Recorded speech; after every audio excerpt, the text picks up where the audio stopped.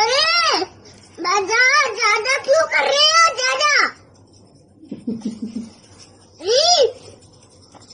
मत करो।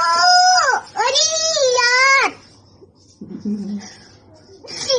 बस जला जला अभी मैं अंकल को घूम गए देखो। ऐसा नाम क्या बाबू तुम्हारा? मेरा नाम अनुसूत है। अच्छा अनुसूत की बाल मत काटो। तो अरे डैडी का नाम क्या है? अनूप। अनूप। अच्छा काका का नाम क्या है? काका का आशीष। और दादा था? उसने भी बाल काट लिया होगा। हाँ हाँ दादा से भी बाल काटे थे अपन दुकान में बोले थे बाबू बाल काट। अरे यार अरे बाप रे अरे बाप रे क्या कर रहे हो तुम? कटिंग का था।